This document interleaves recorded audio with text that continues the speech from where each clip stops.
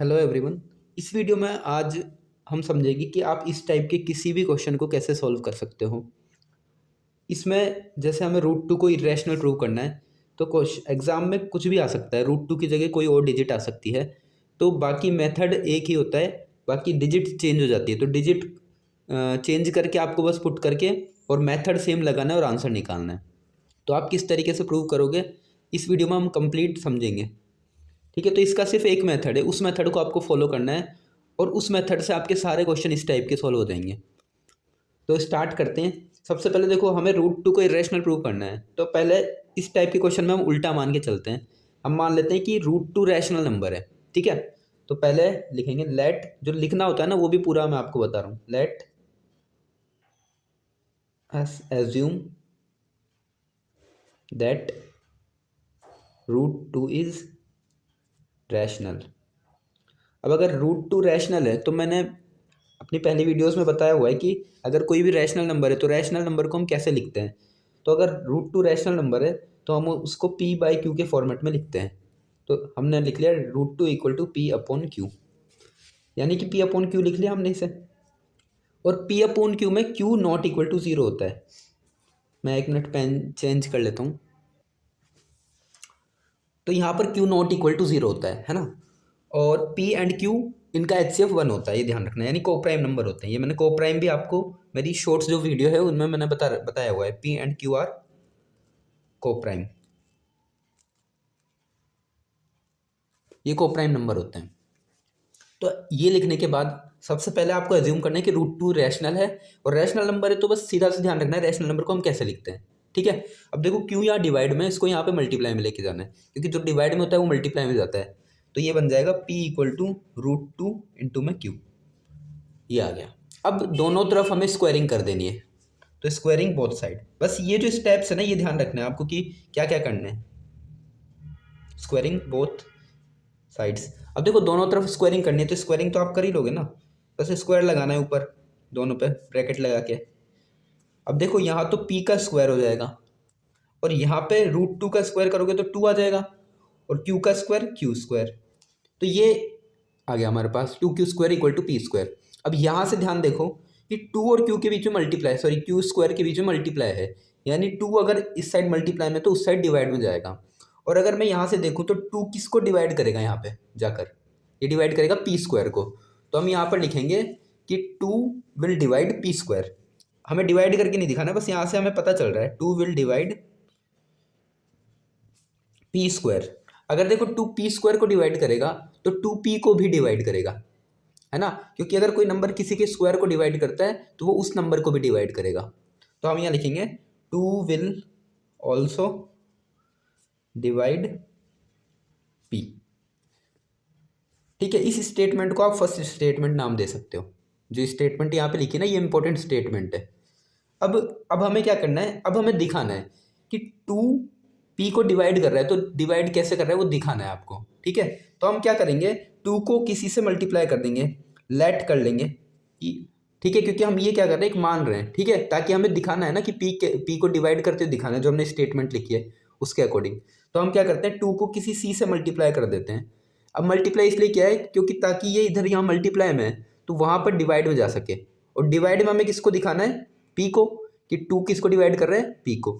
यानी यहाँ पर इक्वल टू में हम लिख देंगे पी। देखो अब क्या हुआ, यहाँ पर टू यहाँ मल्टीप्लाई में, वहाँ जाकर क्या हो गया, डिवाइड। डिवाइड में तो जाएगा ना, तो मतलब यहाँ से हमें दिखेगा कि टू किसको डिवाइड करेगा, पी को। जो हमने स्टेटमेंट लिखी है वो हमने यहाँ पे बताई है। ठीक है, तो इसलिए हमने लेट क्या माना है, इस तरीके से माना है ताकि टू उधर जाके डिवाइड में हो जाए, ताकि हमारी स्टेटमेंट सही प्रूव हो जाए। ठीक है, अब हम इसको यहाँ पे डिवाइड में नहीं लेके जाएंगे, बस यहाँ से दिखाना था हमें कि ये हाँ यहाँ जाके पी को डिवाइड करेगा। अब हम क्या करेंगे, यहाँ पर स्क्वायरिंग कर देंगे दोनों तरफ। तो स्क्वायरिंग बोथ साइड्स। अब स्क्वायरिंग करोगे तो देखो यहाँ पे टू का स्क्वायर फोर हो जाएगा। चलो यहाँ पे पहले ऐसे कर देते हैं। अब टू का स्क्वायर करोगे तो आप, तो यहाँ पे फोर हो जाएगा, और सी का स्क्वायर सी स्क्वायर, और यहाँ पे पी स्क्वायर।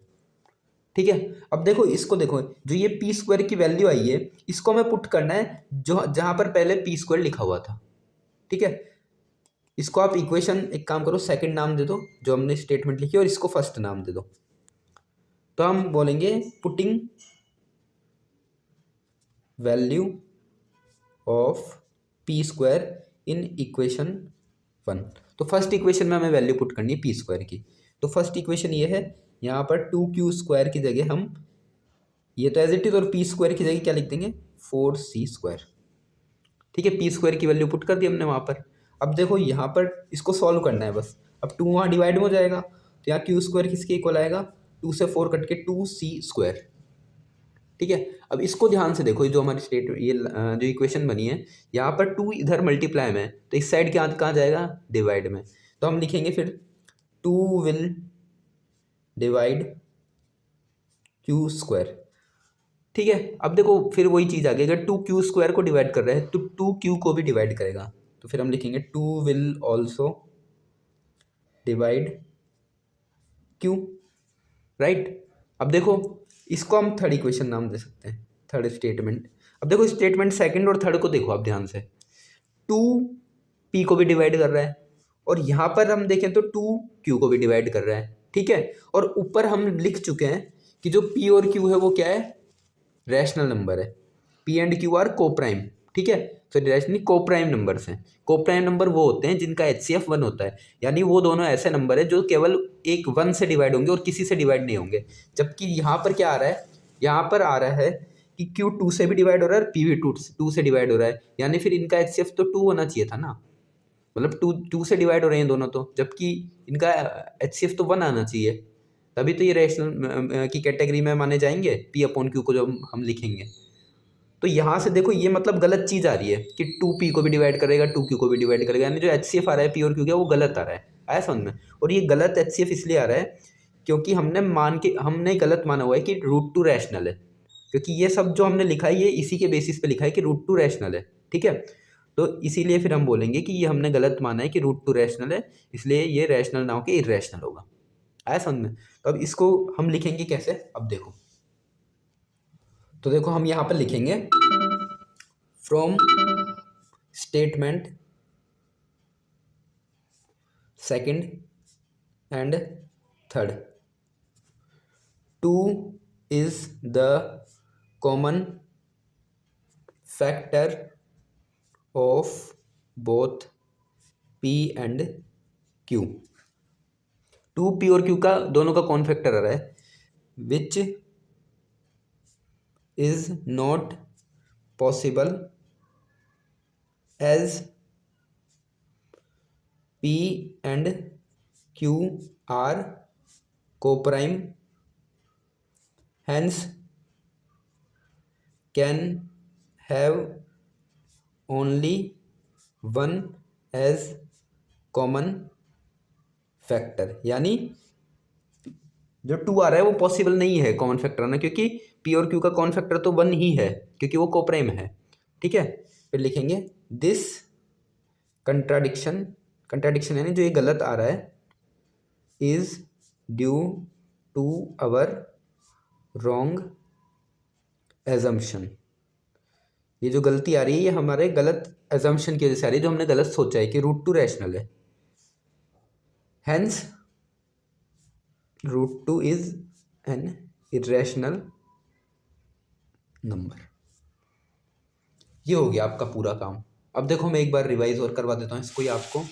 देखो सबसे पहले हमें क्या करना है,